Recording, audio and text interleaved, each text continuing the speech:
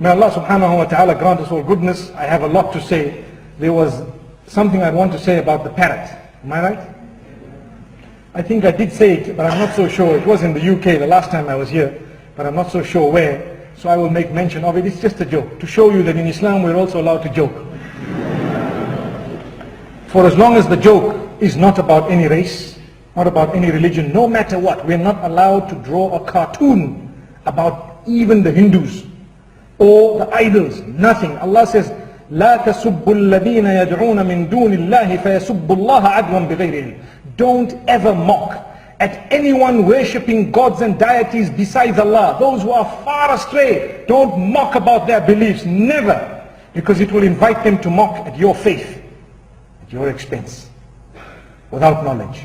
May Allah subhanahu wa ta'ala protect us. So, for as long as no religion, no race, it's just a light joke. May Allah subhanahu wa ta'ala grant us all goodness. And also we shouldn't be people who pick on others and so on. They say, or it is said, and this is a joke, that there was a parrot that could speak. And this joke, before I start, I must make mention, it's not against women, but it's against people who have pride in them, arrogance, haughtiness. According to us in Islam, even your surroundings can pick that up. Your surroundings bear witness for you or against you on the Day of Judgment. And these surroundings, amazingly, they pick up. They are either in harmony with you or against you. That's why you feel very claustrophobic sometimes and you feel very uneasy, maybe because your spirituality is not, for example, at peace with the surroundings. If a spiritual person was to enter a nightclub, they wouldn't feel easy there.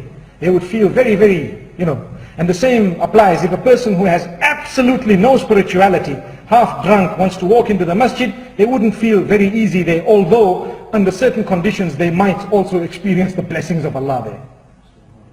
So the parrot could speak, and it was for sale at the pet shop with a little window overseeing the pavement. And there was a lady walking with her friends, making a loud noise with her shoes down the aisle, lots of arrogance. Allah protect us. And the bird says, hey you, hey you. So everybody looks, where did this come from? They turned around and says, oh, this comes from this bird. Wow, you can talk. He says, yes. The bird says, yes. The parrot says, yes. So the parrot looks at this woman who was absolutely arrogant and says, you're ugly. Woo, that was bad. She was so embarrassed, very upset, naturally so.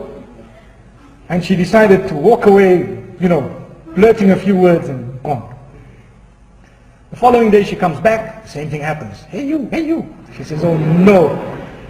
So she looks there, she hadn't changed her ways. She's still the same arrogance. And the parrot says, you're ugly. She decided, no, I'm going into this shop and I'm waiting for it to open and I want to take these guys to court.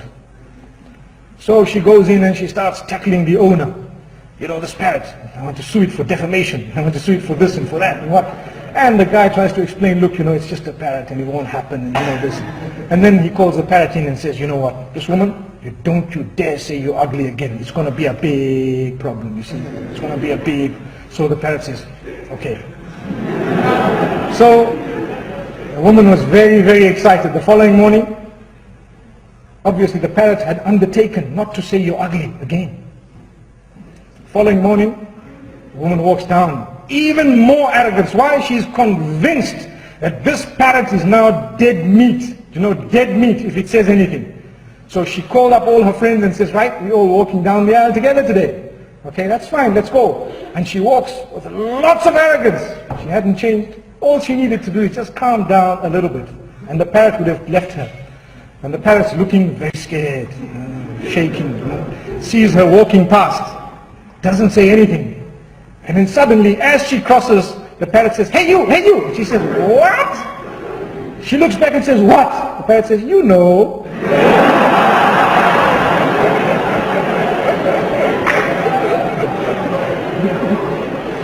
So the moral of the story is, for as long as you don't leave arrogance, you're not going to solve the problem. It will still, and people, even if they don't tell you that, they know it. If a parrot can know it, those around you know it. So if you want to be a good Muslim, just release those bad habits, throw them out, and inshallah everything will be at peace with you. And when another parrot tells you, hey you can say, yes, it will tell you, Salaamu Alaikum.